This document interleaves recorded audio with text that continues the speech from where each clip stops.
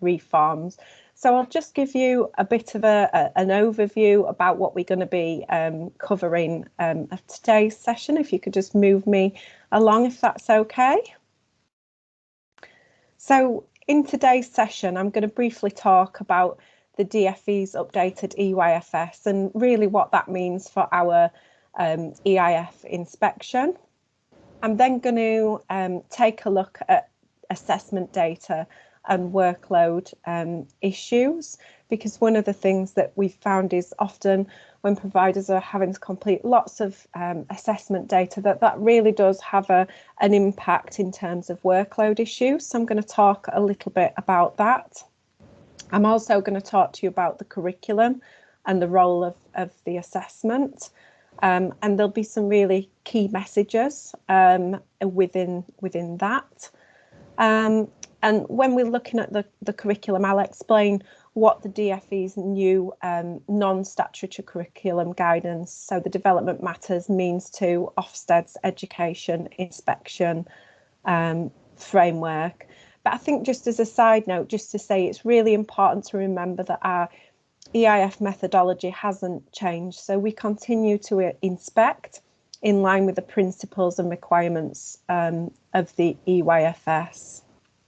So as a result of that, the changes to the EYFS, we've made some small amends to our handbook, but you can find that on Ofsted's website under the Early Years Inspection Handbook, which I've sent this presentation over, so you should have all of the links in there.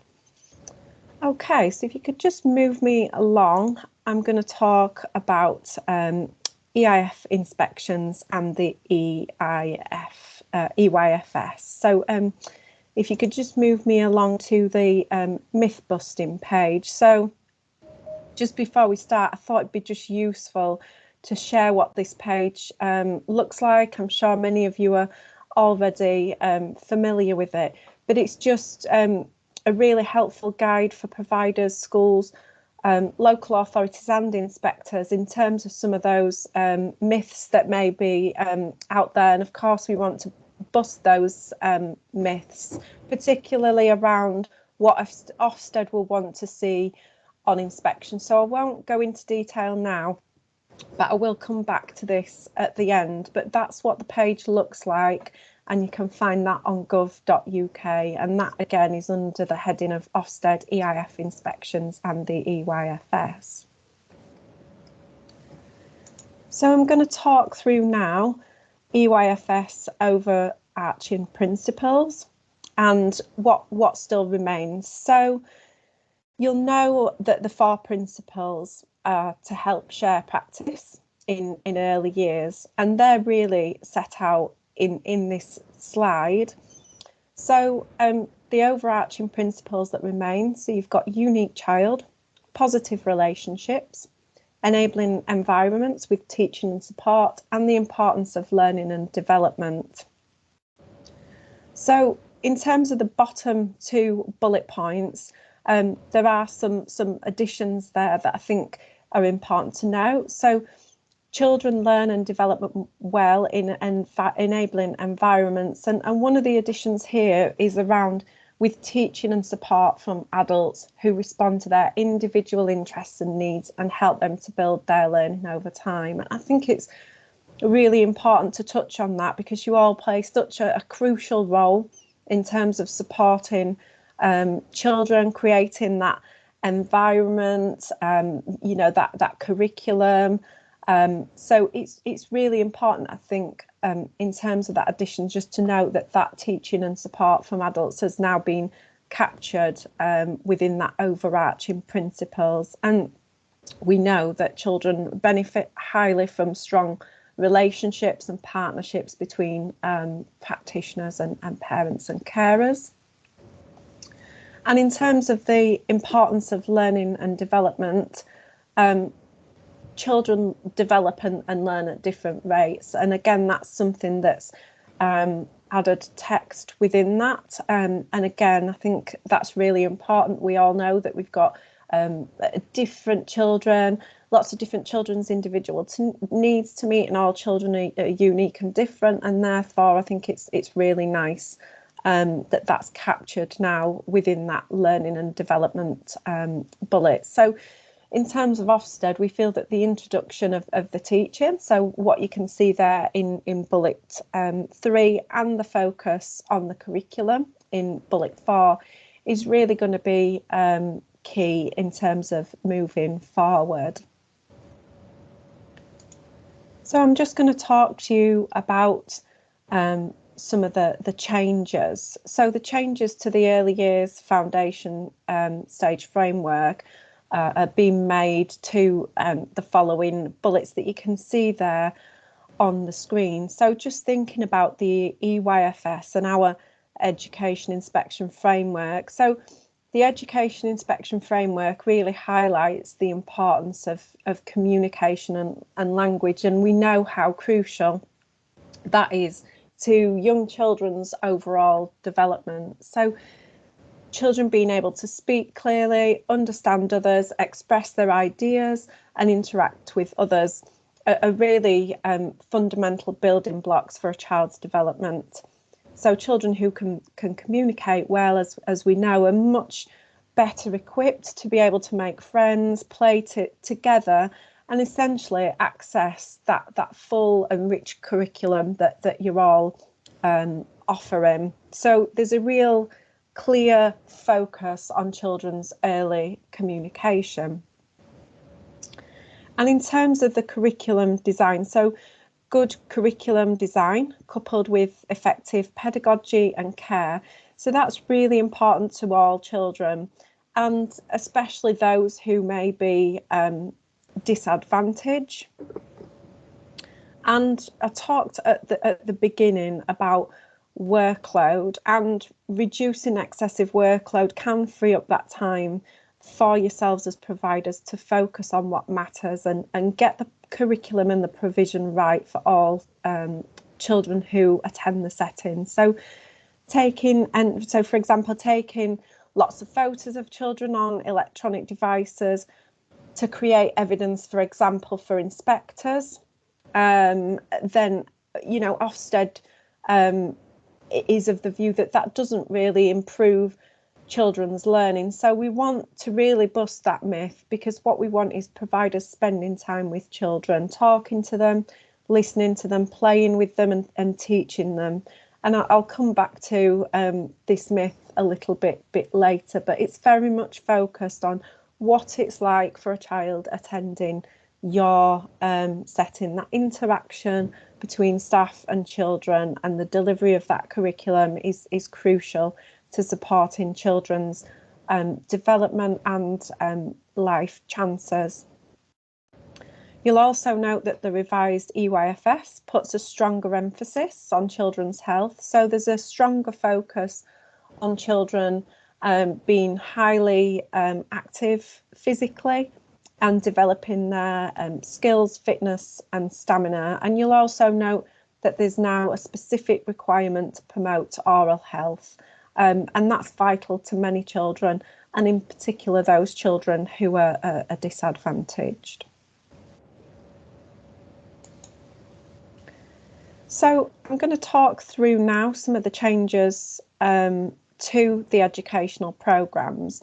And colleagues, you'll know that the educational programmes referred sometimes to as the early years curriculum are the areas of learning and development which set out the skeleton of the early years curriculum.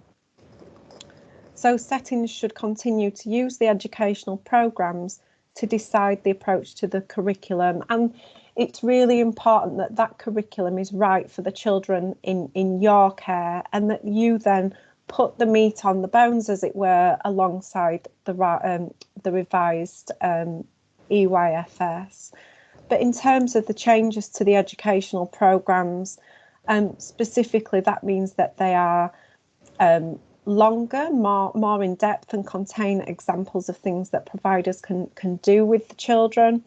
And as we talked previously, there's a new focus on early language, extending that vocabulary with more examples on how to embed and develop vocabulary skills across those 7 areas of learning, because we know that that improves child development in a broad curriculum. You'll also be familiar with the revised development matters. So there've been some changes there in terms of development matters. So it's been designed deliberately to be shorter and easier to read, and shifting the focus away from the unintended consequence of it being a long assessment checklist. And therefore, in terms of the revisions to development matters, it's really focusing in the right place, so towards being curriculum guidance. And that's really to help you to put together an ambitious sequence and of course enjoyable curriculum that meets the needs of every child, and of course those individual needs of the children that you all know so well. So as providers, you'll be able to use your professional judgment based on your own knowledge and experience, instead of what was happening previously, where, you know, as a provider, you may have been using the early learning goals or age bands in the framework to track children's progress. So it's a useful tool which can help you shape what you offer. And of course, in terms of the development matters, it's not compulsory, but the DfE recommend that providers use the development matters non-statutory curriculum guidance alongside the new statutory framework. So what does that mean in terms of our Ofsted inspections? So again, just to clarify and to make clear that inspectors are not required to use development matters on while on inspection, but what they will want to find out is how, as providers, you decide what it is you want your children to learn and how you decide the sequence of the curriculum. Or in simple terms, they may ask you, why this, why now? And we recognise that some providers may choose to use other guidance. And while this is the guidance recommended by the DfE, inspectors will want to find out the effectiveness of your curriculum and the impact that that's having on the children. So how is your curriculum impacting on children knowing more and remembering more, and in turn making progress? And of course, development matters, as you'll be aware, is the government's only non-statutory guidance. So I've touched upon already around assessment data and workload, but I did just want to take this opportunity to look at some of the key things about the EYF inspections, and that's starting with the assessment data and workload.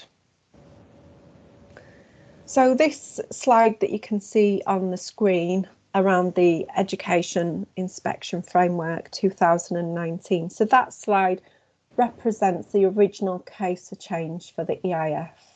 Our new inspection framework has moved away from a focus on data and outcomes in favour of a focus on the curriculum and what children know and can do and understand. So at the heart of that is how well you know your children, how well you know your children's individual needs, and how your curriculum is supporting those needs.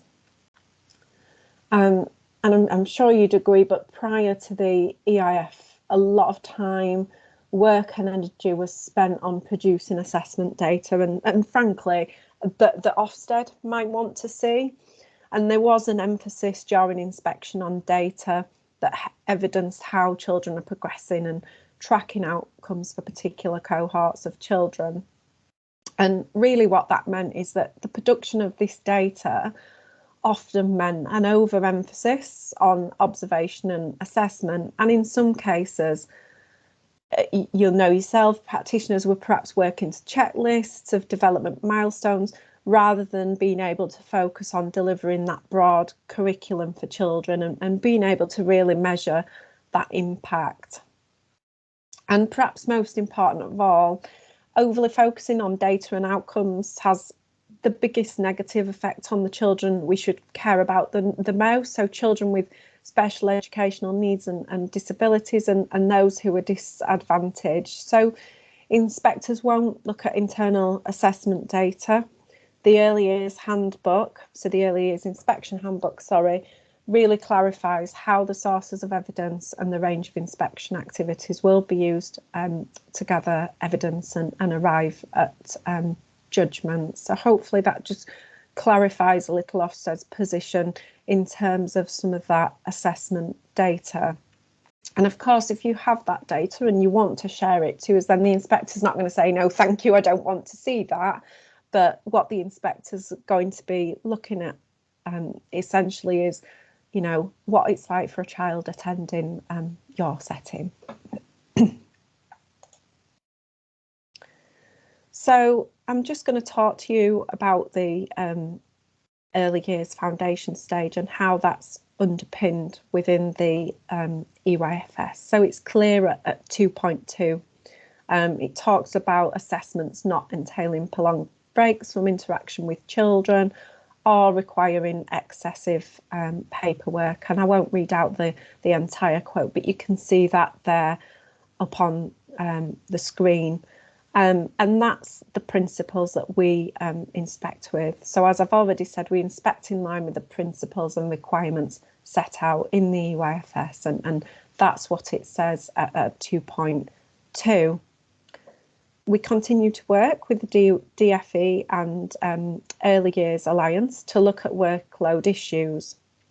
And we want early years practitioners to have the confidence to really showcase to inspectors what they do every day. So we don't want them to rely on unnecessary paperwork that they produce just in case we might want to see it. We want to really reduce workload burdens. So we don't want providers to produce or keep paperwork just because you think we might need to see it, which of course just creates lots of additional work for yourselves. So, you know, we want practitioners to be spending their time on what matters the most, and that's being with the children, and that's updated and really clear in the early years inspection handbook. Again, just talking through descriptors and mark schemes. So sometimes grade descriptors or assessment tools can be used in place of the curriculum. But sometimes, you know, as we've talked about at length, actually, this is, you know, in danger of hitting the target but missing the point. And that's because a child's education and the requirements of the EYFS are far broader than the contents of any assessment. So using the data can sometimes be problematic in early years improvements. So just to recap, we're not encouraging the use of internal tracking data for early years improvement. The data gathering may be a distraction, as we've talked about, from improving the quality of education. The data may not be accurate, and it may not be measuring what we actually think it measures. So I think sort of one of the key messages is that it's shouldn't be used as a substitute for the curriculum, when more granular formative assessment would be more useful. So key messages. So anything that narrows the curriculum has the greatest negative effect on the children we should care about the most. So as we talked about, children with special educational needs and disabilities and disadvantage. Intensive or continuous assessment has a cost. So in the early years, we know that children do best when they have a high quality interactions from adults. If assessments takes practitioners away from this important work from children, then the benefit there, it must outweigh the cost.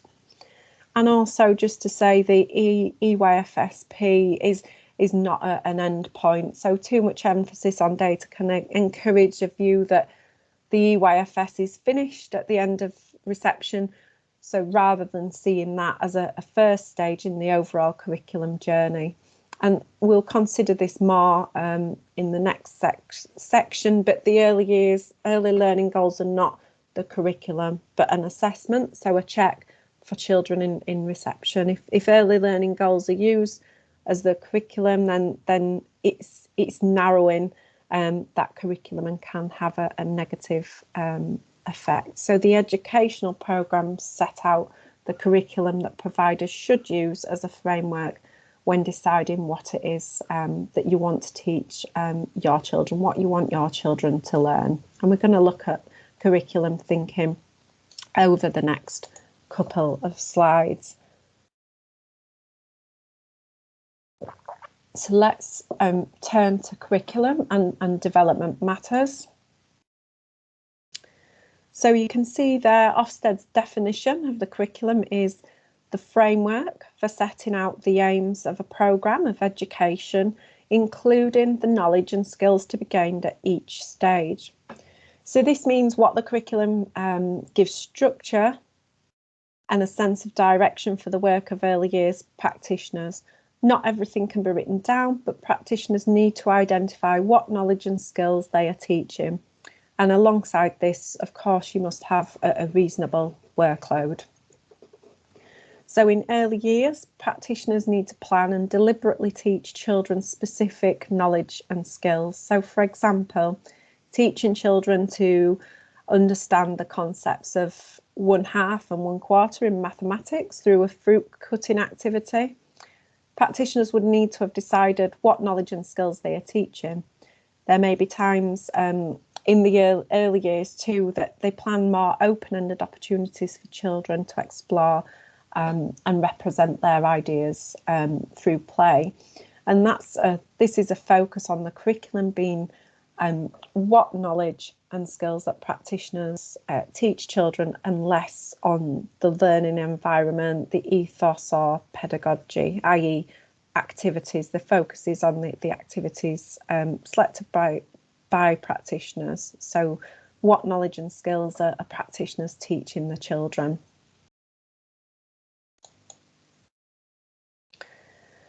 So in terms of the EYFS and the curriculum, so the EYFS provides the skeleton of the curriculum. And as we talked about earlier and use that terminology, it's up to yourself as providers to put the meat on the bones. And this is where, as early years daycare providers and childminders, you may find it helpful to use the revised development matters. That's one way of putting the meat on the bones. However, as I said before, it isn't statutory, and Ofsted will not expect to see that or inspect against it. But we do recognise that as providers, you need something to translate the high-level curriculum in the EYFS into something that can work as a progression model. So the DFE's revised development matters can help, but of course there is other guidance out there that you may choose to use. So the EYFS, the educational programmes, really provides the curriculum framework that leaders build on to decide what they intend children to learn and development. So leaders and practitioners decide how to implement the curriculum so that children make progress in the 7 areas of learning. And leaders and practitioners evaluate the impact of the curriculum by checking what children know and can do. So that's a really important point, isn't it? To be able to evaluate the impact of the curriculum and checking where children are at and what they know, what they've remembered and what they can do.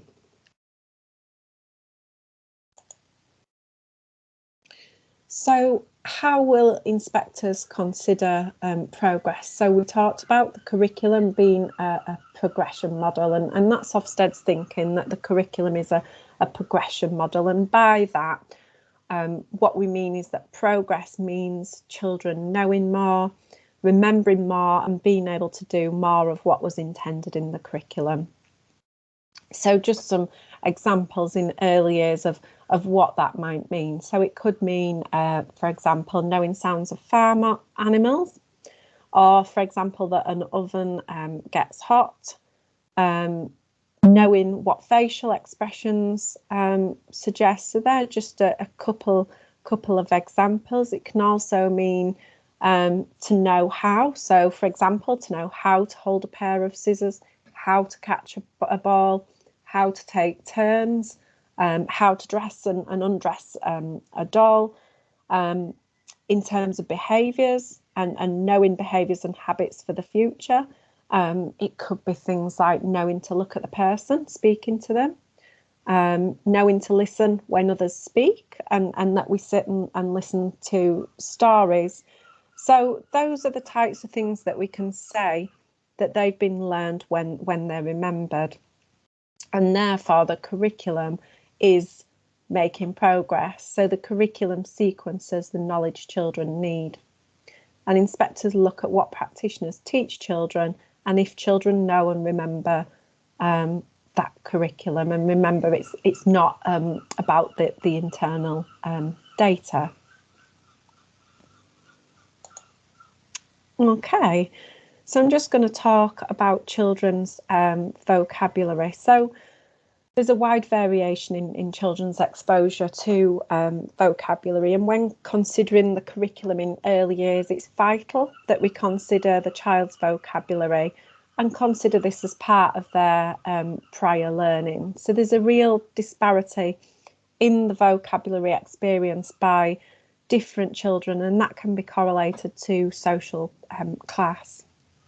And this disparity has been found repeatedly in research, and that was since the landmark study that you may be familiar with by Hart and Risley in 1995, and their key finding of a relationship between socio-economic status and the volume of caregiver speeches has been reliably replicated in subsequent research. So the gap between the exposure to vocabulary between social classes is really quite stark and quite clear.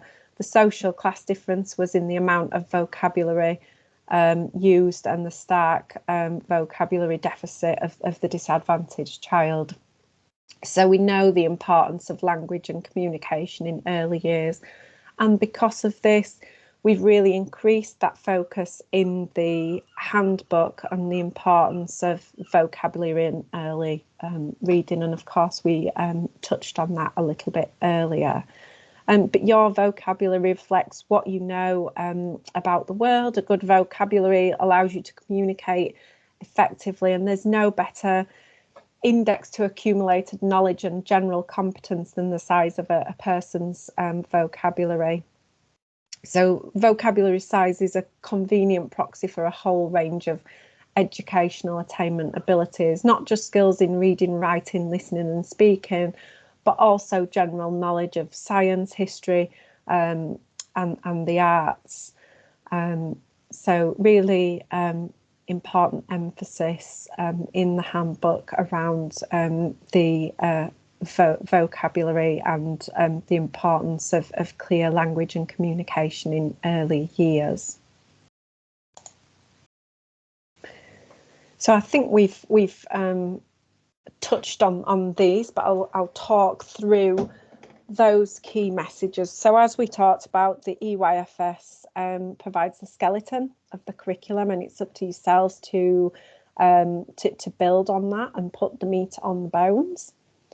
And as I said earlier, that's where development matters may or may not be useful in doing so.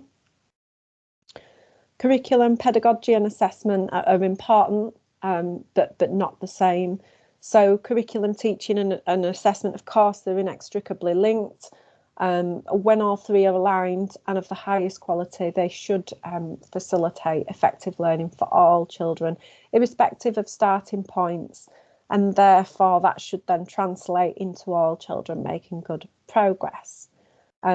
So through effective assessment, we can find out whether the curriculum and the teaching has produced the learning we intended and decide what next in terms of the knowledge that we want children to learn and develop. And in terms of teaching, it shouldn't be seen as a top-down model. So our definition, which, as you know, is at paragraph 185 of the Early Years Inspection Handbook, reinforces that and reminds us that teaching shouldn't be taken to imply a top-down or formal way of working, and it really is a broad term that covers the many different ways in which adults help young children learn. And of course, practitioners need to know how children develop and learn to have a clear understanding of the next steps in terms of development and learning and what they intend for their children to learn. So the curriculum, they then need to decide how best to implement or teach the curriculum so that children make progress in the 7 areas of learning. So let's have a look at the role of assessment.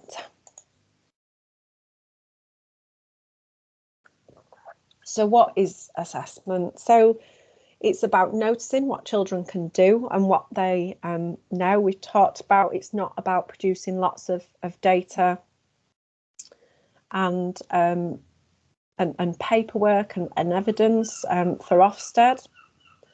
Effective assessment requires practitioners to understand child development, and practitioners also need to be clear about what they want their children to know and be able to do.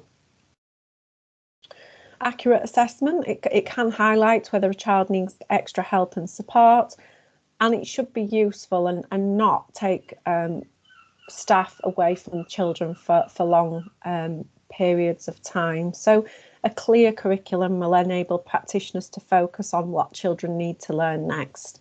Day-to-day observations and ongoing assessment allow practitioners to find out what it is that their children can already do, what they already know and what interests them. And it also helps to identify what children are finding tricky to learn, giving staff the opportunity to provide extra help and support. And in this way, assessment is part of the day-to-day delivery, so the implementation of the curriculum. And using that knowledge, practitioners can then decide what it is they want their children to learn. And on inspection, we need to explore the extent to which leaders identify what children cannot do and then help them essentially to do it. So a good understanding of the 7 areas of learning equate to a good understanding of child development.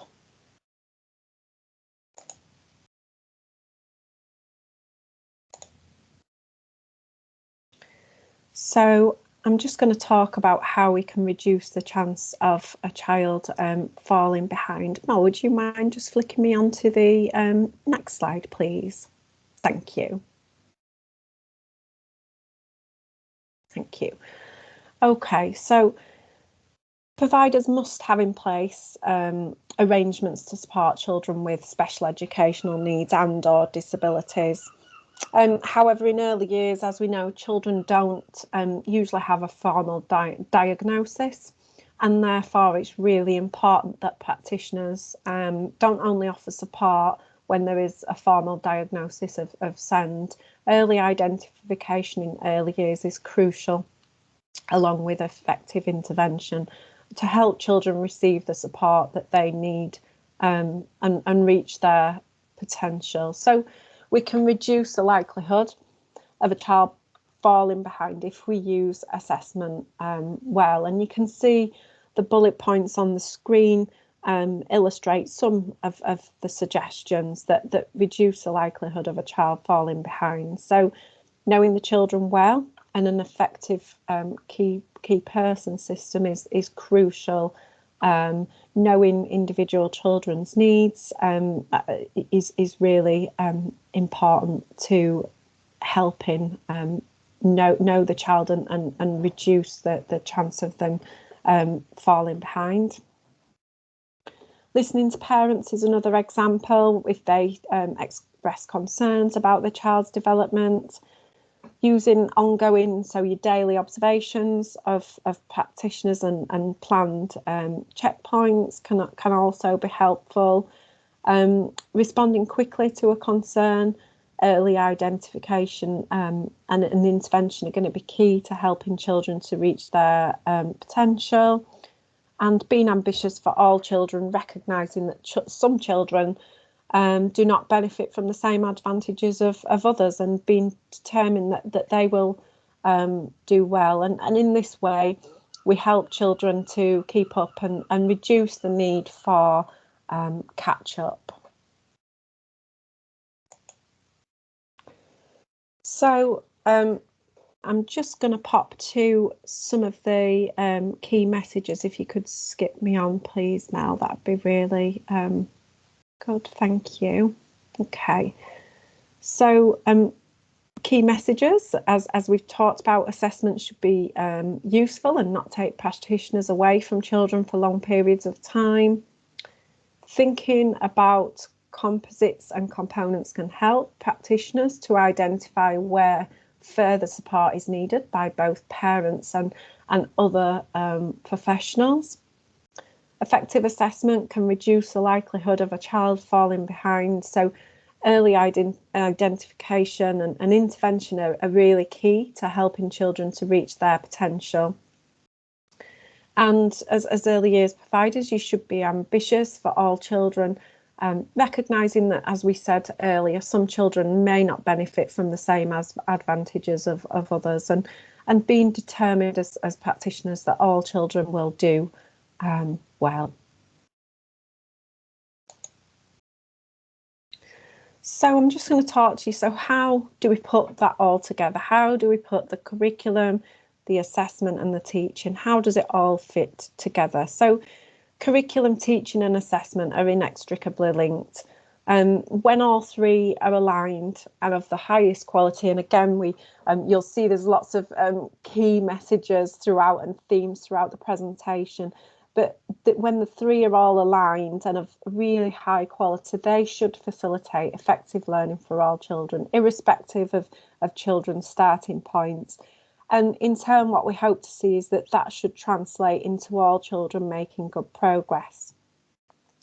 Through effective assessment, we can find out whether the curriculum and the teaching has produced the learning we intended, and decide what next in terms of the knowledge that we want children to learn and development.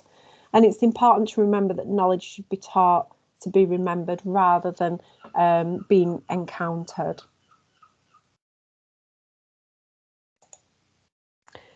So I'm going to finish where we started, which was around the myth busting page at under Ofsted EIF inspections and the EYFS, and that's at gov.uk.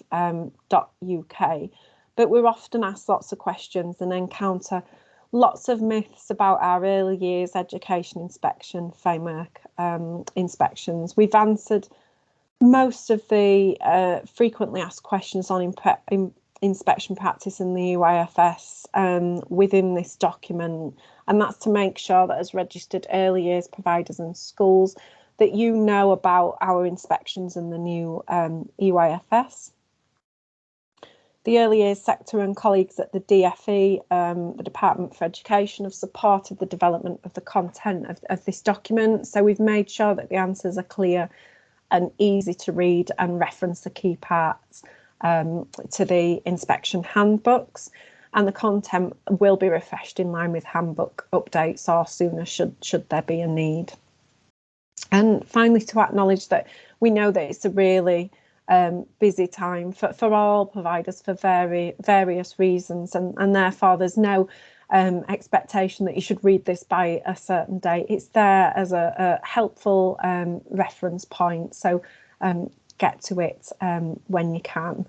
And I hope in time, you know, that'll become the one-stop shop really for all early years EIF inspection related queries, and it's just a forum really to help us to dispel unhelpful inspection rumours within the setting quickly and efficiently. So but do get in touch if you do come across any frequent misunderstandings, because that will really help us to address that. And of course, we can incorporate that into this page and this forum in that way. So I hope that you've found today's session useful, and I am going to stop talking, but on behalf of Ofsted, I would like to say thank you for all of the work that you're doing out in your settings. We know that it's really busy and a really challenging time, so thank you for your time. Thank you very much, Sarah. That was no problem. Really in-depth and comprehensive look at the EYFS and early years inspections. I think every time I hear somebody speak about the EYFS 2021, I know more and I remember more. So it's really helping my learning to revisit and consolidate my knowledge. So thank you very much. That was no really problem. helpful. Does anybody have any questions for Sarah today?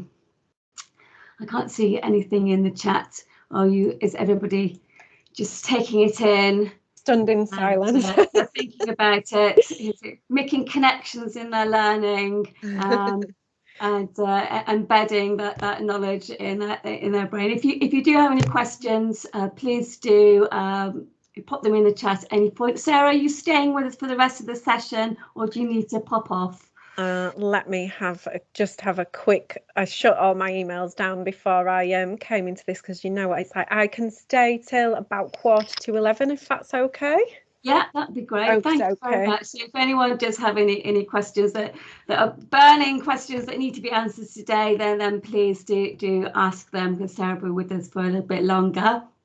But now I'm going to hand over to Mel O'Leary, who's our Early Years Improvement Officer, who's going to share some of our thoughts about the principles of assessment. Thank you, Suzanne. Are you able to share the PowerPoint for me, please? We'll start at slide 7. I don't want to repeat some of what Sarah's just said. Yeah. So if we skip those first few slides and we'll stop just there, that's great. Thank you. Next one. Next one. Yes, please. OK, I've skipped those previous slides because Sarah's already reiterated what's said in the EYFS about the importance of assessment. So Suzanne, can we go back one, please? So just to summarise what Sarah said. In the words of Julian Grenier, who was instrumental in writing the Development Matters document that's already been mentioned, assessment's about noticing what children can do and what they know. It's not about lots of data and evidence. And that's backed up by Sophie Owen, who's the DFE Director for the Early Years. And she said in one of the recent webinars, assessment should not be a series of trackers, charts or tick lists, which are burdensome to produce and do not directly support children's development. So there's been a real shift away from assessment, paperwork and tracking.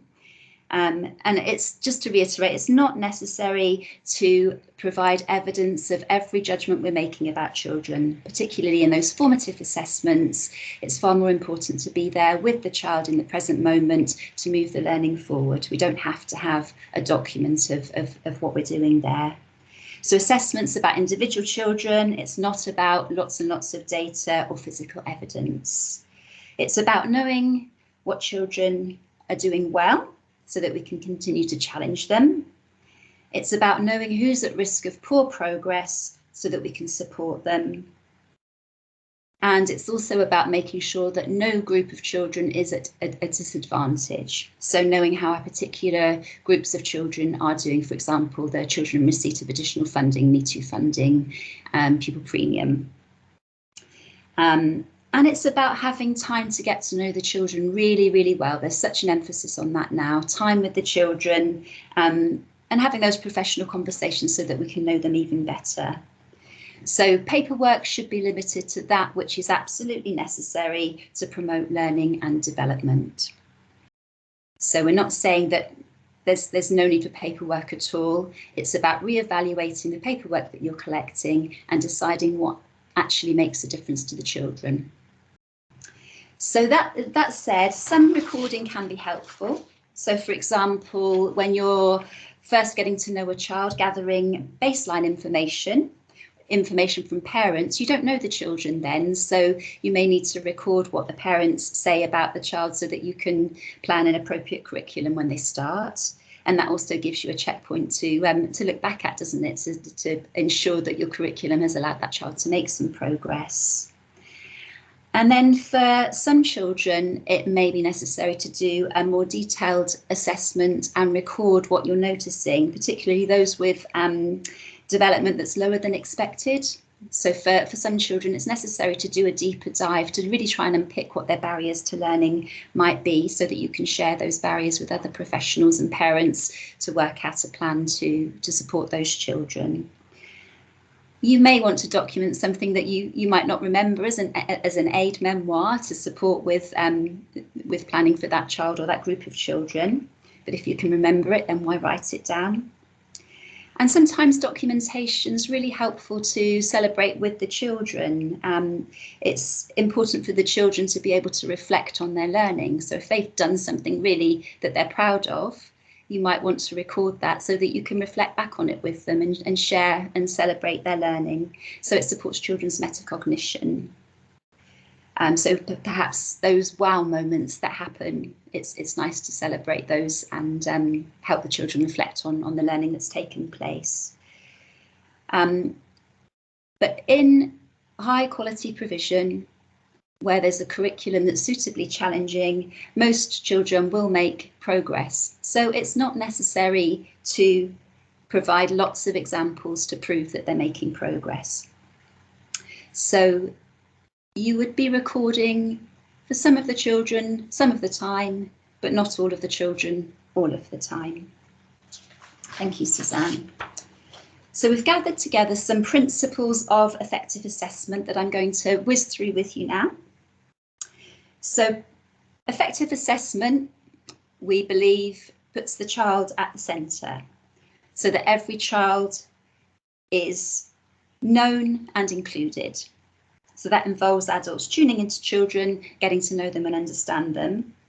And putting the child at the centre is also about children assessing themselves, reflecting on their own learning, being aware of themselves as learners. That really puts the child at the centre as well. Effective assessment recognises that every child is unique. They bring with them their own individual experiences and personal histories, as well as different skills and knowledge. So effective assessment really tries to unpick what that's like for each individual child. Effective assessment is built on honest and trusting relationships. So it's a collaborative process with the voice of the child, with parents, with other practitioners and with other professionals. So effective assessment is really about listening to and acting upon what parents and colleagues say. And it's about seeking the views of other professionals when needed. Effective assessment provides a celebratory model. So it highlights the strengths and what children can do and helps the children to think about what they can do and recognise themselves as learners. But at the same time, it's also underpinned by really good child development knowledge and an understanding that children learn through play. So it's based on practitioners knowing those key milestones in development and knowing what each child needs to learn next. And also understanding that actually learning isn't always linear. It's a bit like a spider's web. We've heard it described as that. And learning goes off in all sorts of directions as children are making links in their learning, revisiting and consolidating. It's not linear. Effective assessment has to be purposeful. And it uses children's interests and experiences to inform planning so that that curriculum is really meaningful. And assessment is part of everyday practice. So we're continually carrying out those formative assessments to decide what children need in the moment and long term. Thank you, Suzanne. If we skip that slide and the next slide and just move on to the statutory assessment points. So just a reminder that there are 3 points at which by law it's statutory to provide an assessment. So there's the progress check at 2. And what this looks like is entirely up to you as a setting, but it should provide a written summary of the children's strengths and any areas where more support's needed or where progress is less than expected. It might include strategies that are helping that child and any support that's needed. But it's not a tick list of ages and stages, it's a written summary of where that child is and what they need next. And then there's the reception baseline assessment that starts at the beginning of year R, and then at the end of the foundation stage, at the end of reception, there's the foundation stage profile. So those are the 3 points where assessment is statutory and you would be recording it formally. And then from then on, it's up to schools and settings to decide what other summative assessments are useful. So useful to share with parents and carers, useful to recognise and respond to the needs of each unique child. So we mentioned that deep dive for children where you really need to unpick what they need. Useful to celebrate strengths and show progress. So at points of transition, that could be important. And to help with providing leaders with a strategic overview to support quality improvement. So do senior leaders know which children aren't meeting their milestones, for example? How specific groups are progressing. So I mentioned meteor and pupil premium children. You'll have other groups that you would be focusing on. So how are those groups doing? How are you using the information that you've got to ensure that no child is disadvantaged? If the record keeping that you're gathering doesn't help with those things, then you need to reflect on why you're doing it. Okay, thank you, Suzanne. So purposeful assessment. So before collecting any assessment information, it's really useful to make sure that you've got a clear purpose in mind. So how is that information going to be used and what will make a difference to the children? Does that information help to shape practice and identify needs? So I'm going to quote the early years Ofsted handbook now that Sarah's already mentioned. And it says there that inspectors will ask providers to explain why they've decided to collect whatever assessment data they collect, what they're drawing from that data, and how that informs the curriculum and teaching. So the data that you collect needs to be purposeful and useful and make a difference to the children. And then finally, some questions to ask yourselves when reflecting on the assessment and assessment processes. What information do we need? And I just want to mention the Lurban scales there as a really useful tool as a first point of call. So if children have high levels of wellbeing and engagement, then you can assume that they are making good progress. It's the ones that have low levels of wellbeing and assessment, wellbeing and involvement, that you would probably be homing in on and gathering as much evidence as possible to try and unpick why that might be. How do we get that information? I've mentioned the importance of partnership with parents as the first point of call, and then you have your ongoing formative assessments, etc., talking with colleagues, observing and listening to the child. What do we do with that information? So responding in the moment, but also over time, deciding how you might improve provision following looking at that information that you've gathered. And do we need to record and document the information? And if so, how? So is it useful? Does it make a difference to that individual child to record it? And how? How might you do that? Yeah, so if we could just welcome our colleague now, Debbie Badger. This is a really good point to introduce Debbie. Those of you who attended our previous webinar will have already met Debbie. Debbie is an NSLE and assistant head teacher and the leader of the early years at Highview School. That's an outstanding school. And Debbie's school were early adopters of the EYFS as well. So Debbie's here to sort of give us an update on where they are a year later. And so I'm going to open the floor to see if you have any questions. I'll wait for a moment to see if you do. And if not, we've got some questions that have been sent in or some questions that we're keen to ask Debbie. So are there any questions for Debbie about assessment, being an early adopter school? It's a chance to learn from her experience. You can either use the hand icon, this one, or you can pop a question in the chat and Suzanne will keep an eye on that for us.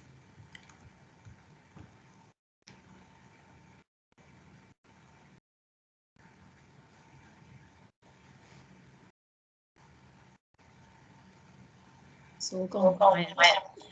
It has.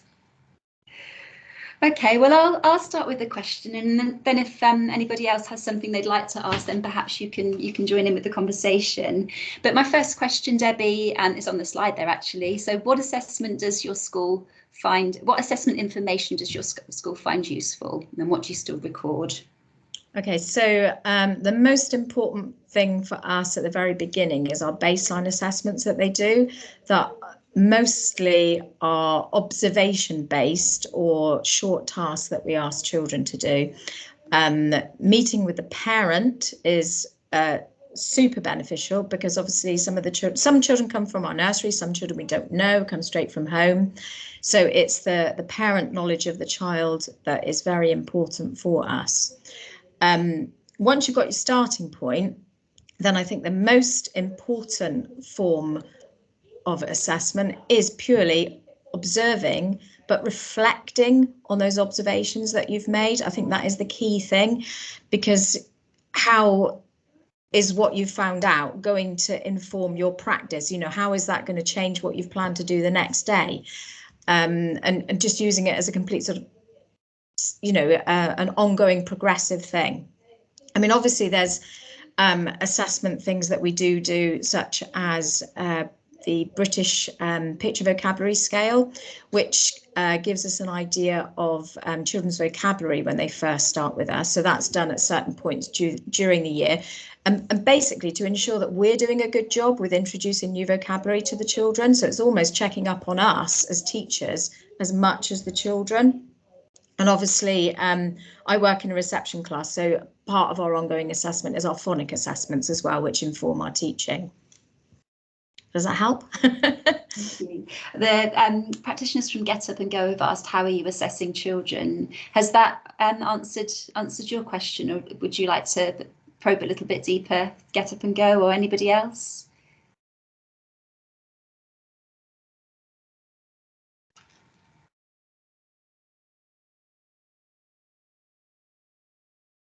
Okay, so my next question then, Debbie, is, other than the statutory checks, the progress check at 2 and the EYFSP at the end, are you doing any other summative assessments? And how often? Well, like I said, phonic assessments, BPVS. We also are part of the Nelly programme, the Nuffield Early Language Intervention programme. So those basically are the key summative things that we do. Most of our assessment is formative, ongoing and reflective. Thank you. We've got a question from Emma in the chat bar. Can you explain further when a child is a concern, in inverted commas, and not a concern? For example, if a child is working below where we would expect them to be, but has an IEP and intervention in place, are they still a concern if you have support in place? So I'm not quite sure I understand the question. Yes, they're still a concern, but the fact that you've actually identified where the concerns are, what the barriers to learning are, and that you've put the interventions in place, I mean, is surely as far as you can go, isn't it? I mean, so long as you're being very ambitious for that child. I don't know. Yeah, I'm not quite sure what you meant, Emma. Hi, sorry, my camera's not working, just my mic. Yeah, so just from conversations with the head and assistant head, they were implying that even if a child is working at, say, like birth to 3, or, you know, you're well below where they are because of special needs or whatnot, they're saying that they're not a concern if we are addressing that and we've got the kind of IEPs, or if it's going to go down the EHCP route. But in my head, they're still a concern because they're so much lower.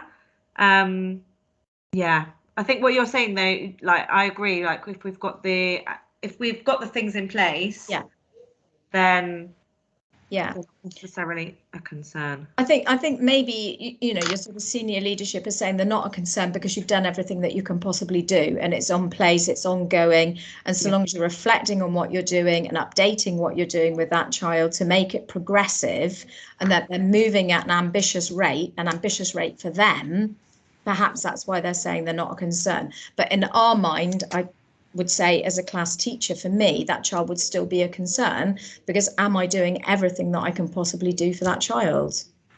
Yeah, I agree. Thank you. So they're the group that you would be really homing in on and keeping a close eye on, aren't they? Whether they're defined as having a concern or not, you still have a watching brief on them.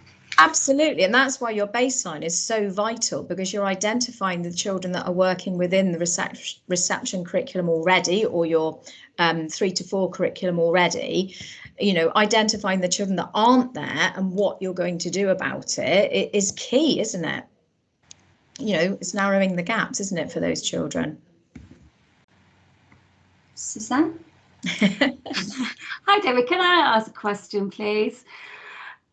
What is it you want to know about the children when they first start with you, and how do you find that out? So is it purely through observations? Do you set up things in order to find that information? What is it you want to find out for your baseline assessment? I mean, you know, you've got your first thing about how is the child with other children. So a lot of that is observational. You know, are they settled within school, making friends? Vitally, can they communicate well? So I might record if they've got normal speech and normal communication, then noted, they're fine. But if I have concerns, I would be noting down an example of speech in different types of settings. So not settings, different types of situations, so that I can see where I can work with them to develop their speech better. I mean, I would also be doing things like, you know, do they know any letter sounds yet? I'd be looking to see if they're mark making. But again, it's very much observation. You know, are they able to recognise any numbers? We do some, oh, my light's gone off. We do some counting activities. Sorry, I went dark. But the majority is observation through potentially activities that I might have set up, but it could just be through, you know, continuous provision in the setting.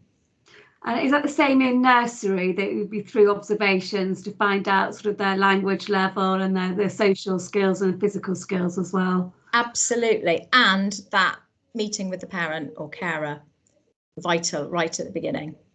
Yeah. Thank you. So, Debbie, questions? Go on, Mel. One more question. Does your school still collect data? What does it look like and how is it used? We do not enter numbers onto a tracking system at all. So what we do have is, you're going to say she's so old school. We do have a paper learning journey, but it's not a learning journey in the sense where we're recording everything that a child does. It's purely an aid memoir of where a child needs to focus on to improve. So, for example, if a child has been noted as having lower than expected physical development, then I would be ensuring that I'm doing lots of things to improve their physical development. And I would be sharing that with the child and the parent and saying, you know, what else can we do to make you even better? So it's part of a sort of learning conversation. It's almost an aid to a learning conversation, really. Thank you. Are there any more questions for Debbie? Okay, shall we move on to the final part then, Suzanne? Yep. You're going to share for me. Thank you.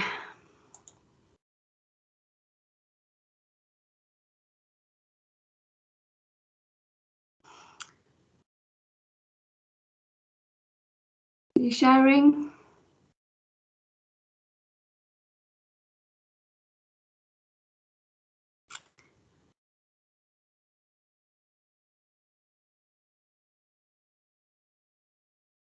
Thank you, Mel. Great, thank you. So I just want to start off with that sort of overview, that definition of what we want children to learn.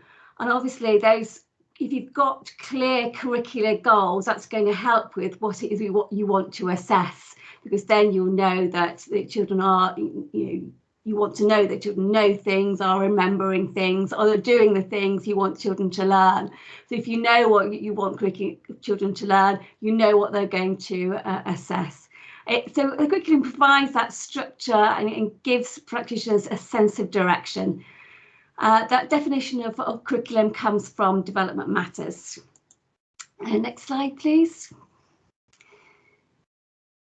Thank you. So we want to start with principles of effective curriculum, what that might look like. So we need to start with what children know already, what's familiar with them. An effective curriculum challenges that stereotypical belief that some children are less able to learn and don't make as much progress than others. An effective curriculum needs a strong leadership to ensure that it's developed and it's monitored, it's suitable for every child. It needs to be supported by good practitioner knowledge and by a continuous professional development that addresses any gaps in practitioners' knowledge, whether that's about how children develop and learn, the best ways for adults to help them, and the knowledge about the key skills, concepts and communication skills and vocabulary that children need to learn at different ages. An effective curriculum is not overloaded with too much curriculum or with too much content, particularly for those older children. If there's too much to cover, then some children may struggle and start to fall behind. Children need to experience curriculum content at greater depth, and other children may need regular extra help. Play is an essential part of the early years curriculum, play which is child-led, play that is sensibly supported by adults, and play which is guided towards specific educational outcomes. And play that's supported by well-organised environments that respond to children's interests, but also introduce children to new experiences, activities and ways of expressing themselves. Thank you. If you could put the next slide on for me, please. So planning your curriculum. Obviously, Sarah's already talked about starting with those educational programmes, not the ELGs, breaking it down into smaller steps. What do you want the children to learn? Then you will decide what activities you'll need to do and how your setting will support children's learning. And consider how those activities will be implemented so children can all progress. And use that development matters to support you to plan that curriculum. It's a good starting point. Watch out how your children play and listen to them and talk to parents and carers. What are children's interests? What are they curious about? Don't make it too complicated. It should meet the needs of most children, but some children may need additional support. I've taken that from the curriculum planning from the helpful early years providers at gov.uk. It just sums up how to plan your curriculum. We just look at the section on curriculum planning for that help for early years providers service. Thank you. Could you put the next slide on, please, Mel? So that's the example of the planning and review cycle taken from the Working with Revised EYFS Principles into Practice by Julian Grenier. It's just one way in which settings and schools might break their curriculum into smaller units of planning. So starting with the big picture of what you want children to know and be able to do. That's the blue bit at the top.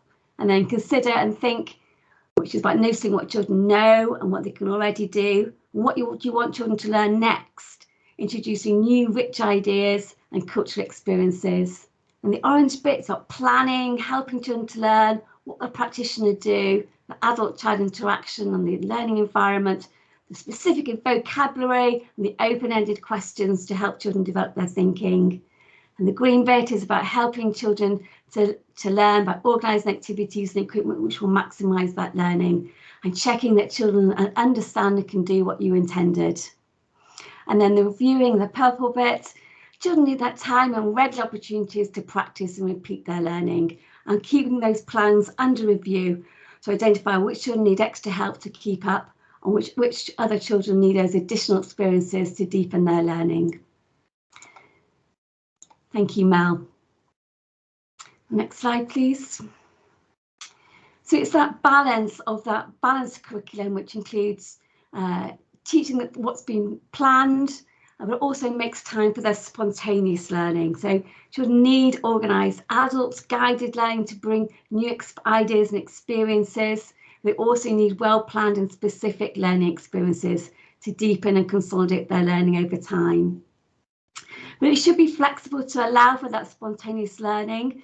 But when they turn over that log teeming with wood lice or the unexpected snowfall, they can also provide rich opportunities for extending and enriching children's experiences, as well as opportunities for learning. And we know that children enjoy being part of the planning process. They enjoy real-world activities and experiences like gardening and shopping and food preparation. They value visits beyond their setting, like going to see a place of interest. And all these activities can stimulate varied and rich conversations.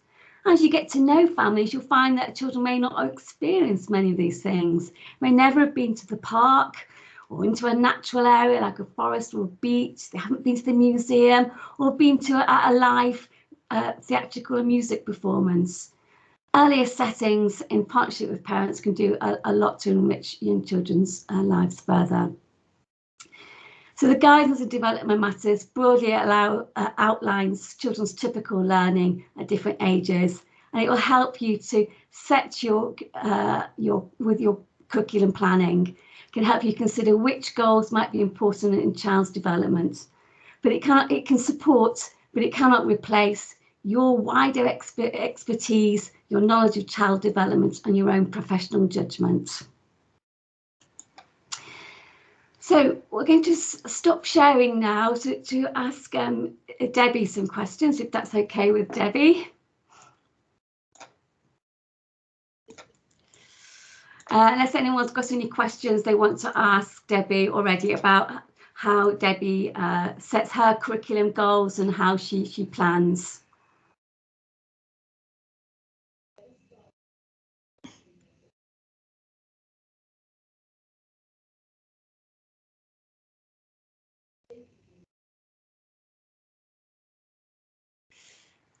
Questions? We do have some questions for you, Debbie, if that's okay. Okay. What changes have you made to your curriculum? How have you adapted it in light of the EYFS reforms and the new educational programmes? Okay, so our starting point was to actually look at the educational programmes and ensure that we had coverage of what the statutory part. And then we were trying to I don't know about reduce content, but ensuring that the content was specific to the programmes of study and ensuring that we had quality. And then we looked at the actual progression of skills that we needed to ensure that the children had. So we actually broke that down into what we hope the children would achieve by the end of each term.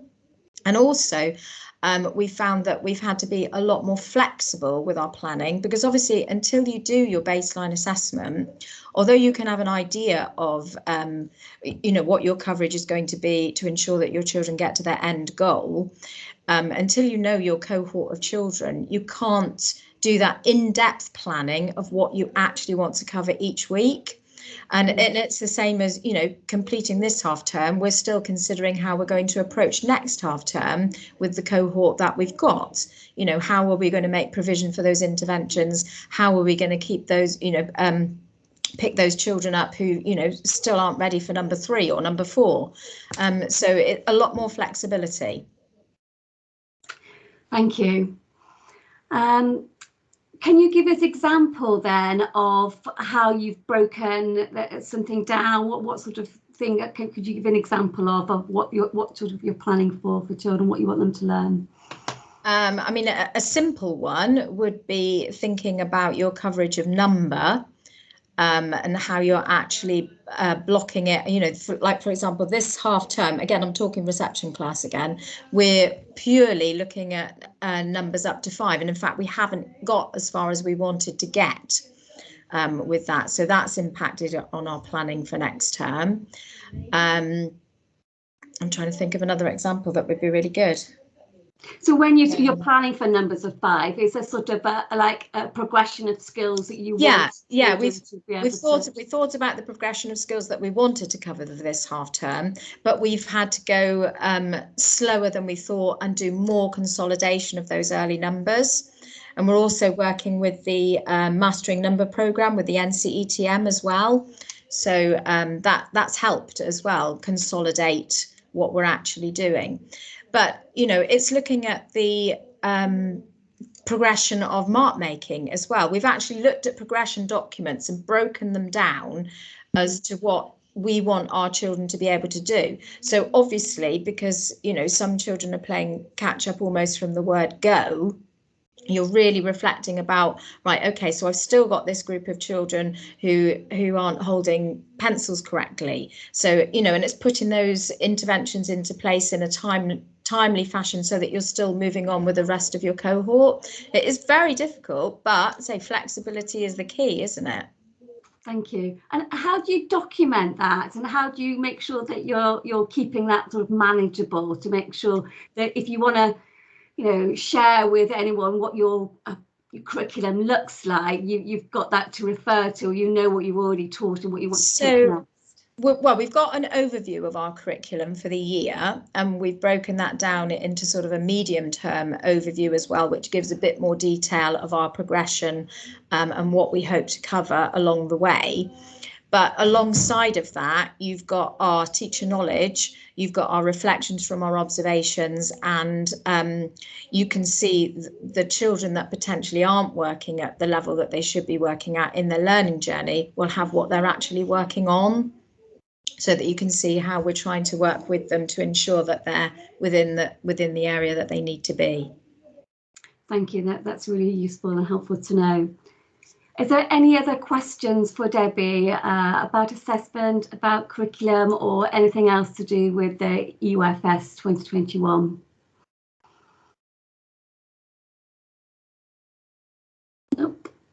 Well, thank you, Debbie. It's been really good to have your point of view, and I'm sure you would agree that it's still an ongoing process, that you're still sort of changing and adapting and tweaking things. Or just got a question from Get Up and Go. Sounds as if record keeping is still key. Would you agree, or have you reduced the amount of record keeping that you're doing, do you think? Completely reduced the amount of record keeping that we're doing, yeah, because say we're not doing like the tracker, the data tracker that we used to do. So the way that I feed back to my senior leadership team is literally through conversations about the children and what we're doing for the children if they're not working within the correct level that they should be in. Does that help? I don't know. Is that okay, Get Up and Go? Is that helpful? So I think it's reviewing, is it looking at what's useful, what's supporting you to actually meet the children's needs. Yeah. Do you want to, Debbie, to expand on that? How do you ensure, got a question, how do you ensure all your practitioners are fully aware of next steps in child development? Through lots of discussion with my team. I have 2 TAs that work with me. We're talking about the children all the time.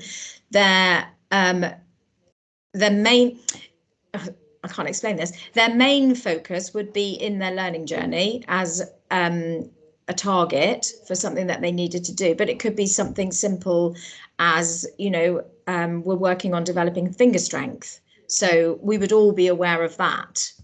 So either by looking in their learning journey or by our conversations. Does that help, Nikki?